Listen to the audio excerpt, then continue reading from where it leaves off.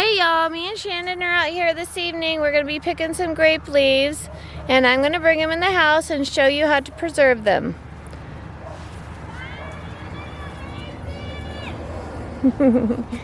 Here's a neighbor, she's so sweet.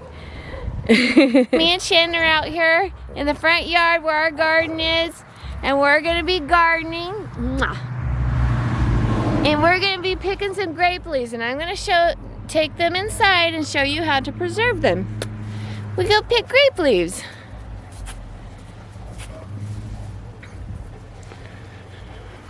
So when you pick leaves, you want the leaves to be nice and tender and at least hopefully the size of your hand. Here's our grape leaves. There's the grape leaves, and we're gonna get started picking them. Alright, so this is a good size one. So we're just going to pick them. I think I'm going to get this whole branch right here. Because this branch needs to be cut. And we're going to get this branch. This branch needs to be trimmed. And even if I have smaller ones, I will use those for freezing, and I'll freeze them and then use them for my pickles.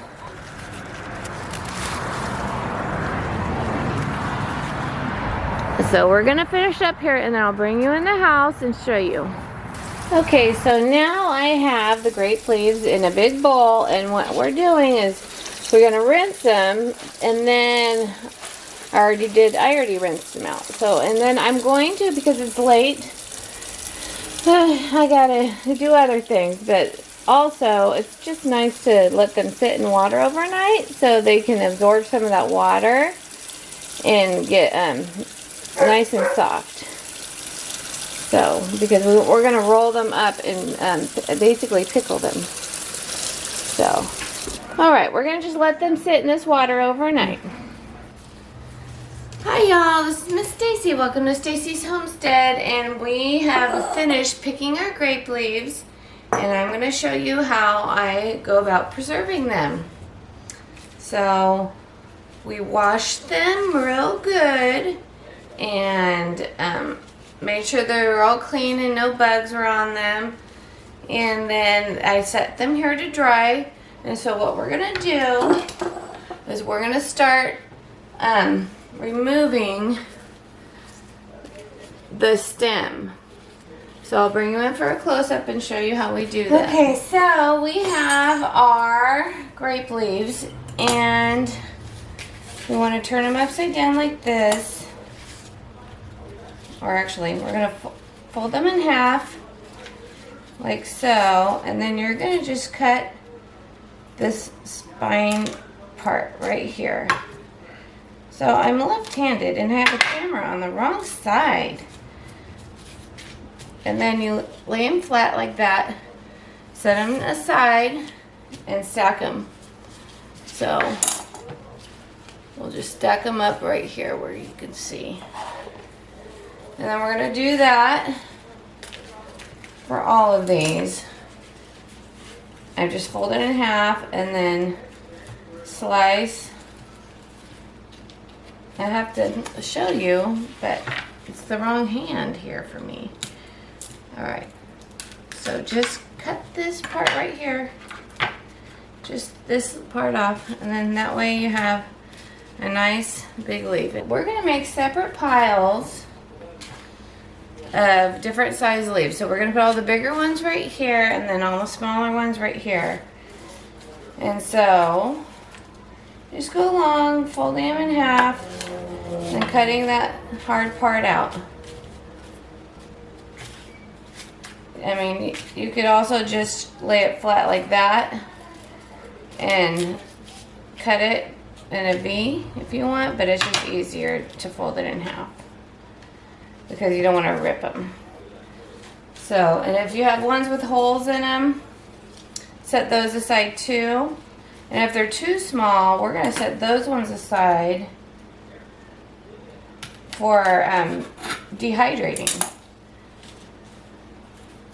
So I'm gonna get all these done, and then I'll come back to you once we get all these prepared. See, nice and pretty. Alright, so we're all done cutting the stems out. I put a stack of all the ones we're going to pickle, because that's what we're going to do today. We're going to pickle them. You can also freeze them, and if you were going to freeze them, you would lay them, dry them off really good, lay them down flat, and maybe groups of 10, and then wrap them in saran wrap really well and put them in the freezer flat. You can also put them in your refrigerator for later use. Also leave them flat, make sure they're dried good, wrap them in a paper towel, and then saran wrap or a Ziploc baggie, and then you can lay them in your refrigerator. But we're going to be fermenting ours. So this pile's for fermentation, and then I have all the ripped ones right here that look like this. We're gonna go and just dehydrate these, because I like to make powders out of my grape leaves to add in soups and rice and things for, it tastes like grapes. Grape leaves taste like grapes. So for additional flavor, and also maybe like a smoothie or health drink. So, well, I have a dehydrator, but because it's so warm, I actually have a net, that a bug net dehydrator, like air dryer. So I'll go throw these out there and let them dry up naturally in the shade, not in the direct sun, and then collect them. They'll probably be dried by tomorrow. So collect them tomorrow, and then I will mash them up and put them in a baggie. And then these ones right here, these are really tiny ones, and I'm going to be pickling, and I'm going to use these for my pickles. Normally I put them in my ferments, but I have fresh ones I can go pick when I need them for my ferments. So I'm going to put these in my, I'm going to make carrot pickles, jalapeno carrot pickles. I'm going to put these in there. They're really, really tiny leaves, like that. If I wasn't going to do that, I would have dehydrated these as well. Alright, so, I missed one. See a nice little one? I'm going to put this in here because it's just a decent size to line the bottom of the pan when you cook with these. Alright, so what you do is we're going to take a group of 1, 2, 3, 4. We'll do groups of 5, I think. 5, yeah, let's do groups of 5. I have 5 right here. And so this is one of our jars. We want to make it the size of the jar. So we have to gently, we don't want to break them because we want to leave them whole. Gently fold them and kind of roll it up like you would like a cigar. And we're going to roll them like so. And then you're going to put them in the jar like that. And we're going to stuff the jar with as many in groups of 5. That way I know we could, we could also do groups of 10, but this one I'm going to do groups of 5. So it's going to come and rolled up first, so I'm going to wait until I have a bunch to shove it. So we got 1. We're going to leave it here. I'm going to weigh it down so it doesn't come unrolled. And let's do more. 1, 2, 3, 4, 5.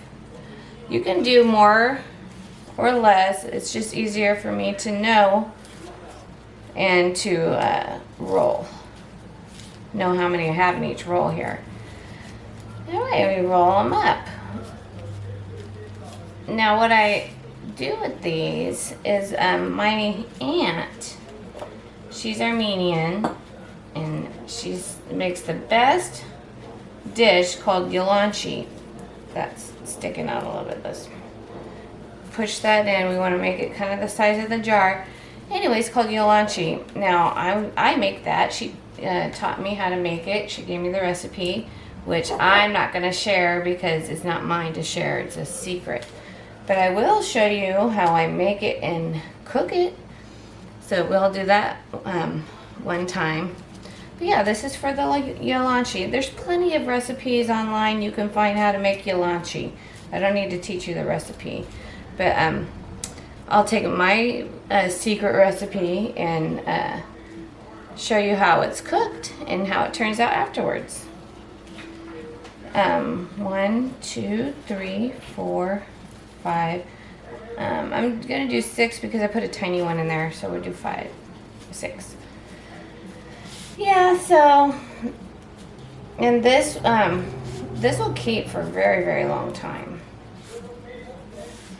And I'll pick these throughout the year, or throughout the summer, until it gets too hot and they get tough and they rip. You don't want that. So I'll just keep on doing this and getting jars and jars, and then that way I can make yolachi whenever I want. I'm the only one in my family that really likes it, like in my small family. My big family likes it, but my children, they won't eat it. Well, Shandyn eats it. My husband doesn't like it, so, but I love it. It's my favorite. All right. So we just want to make it be able to fit inside this jar. We're going to jam pack it in the jar. But there's many dishes you can use besides making the yolachi. You can use them. I'm sure you can find other dishes if you don't. There's all kinds of different yolachis though. So I might try one online that's different. There's a red one that I've never had.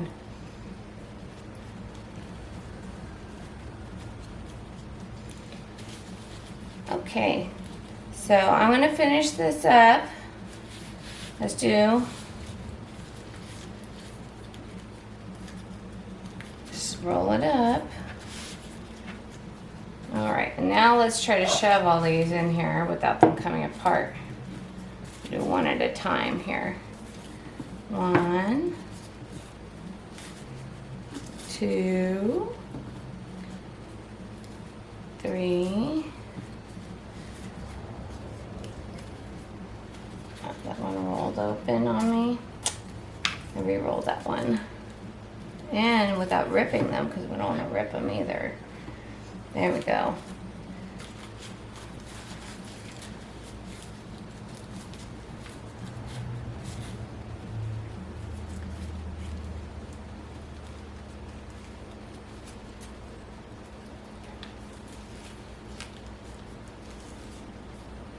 I think I can fit one more in there. I'll try to fit one more in there. 1, 2, 3, 4, 5. And I'm only using the canning jar because this one's chipped, but I normally just use recycled jars for doing this. Because you don't can them, you just put them in the refrigerator or in your cupboard because they'll stay in your cupboard too. I'll go this way. I'd rather, yeah. They'll stay in your cupboard because also you can add lemon to it as well. So we're gonna probably add a little bit of lemon in it. There we go. I think we got there. Got a good amount in. So we got 5, 10, 15, 20, 25, about 30 of them in here. Okay, so then we're going to add a nice big spoonful of salt.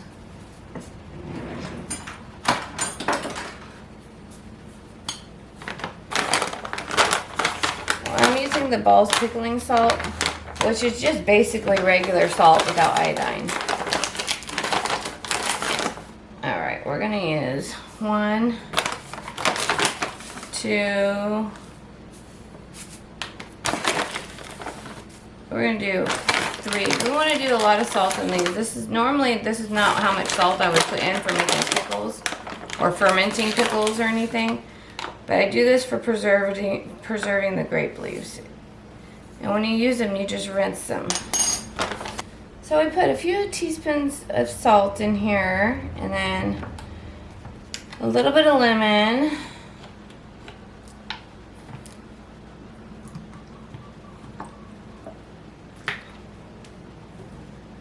We add a little bit of lemon.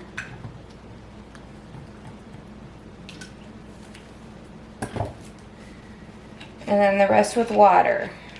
And then it's gonna ferment. We're gonna leave it on the counter to start fermenting. And actually I wanna inoculate this because I can, you don't have to. But it will guarantee a good start on my ferment. So I'm gonna get my ferment out of the fridge. I'm gonna use my garlic. So I'm gonna inoculate it with a little bit of my garlic ferment.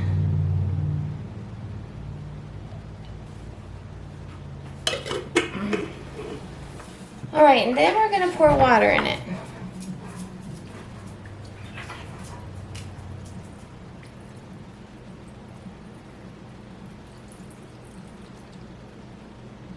And you want to fill it all the way up, and you don't want anything sticking out of the brine. This is called a brine.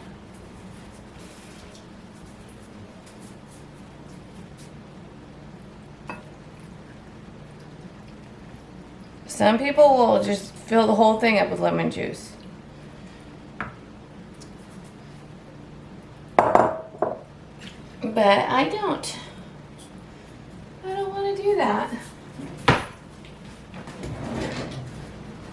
Okay, so we put the lid on loosely.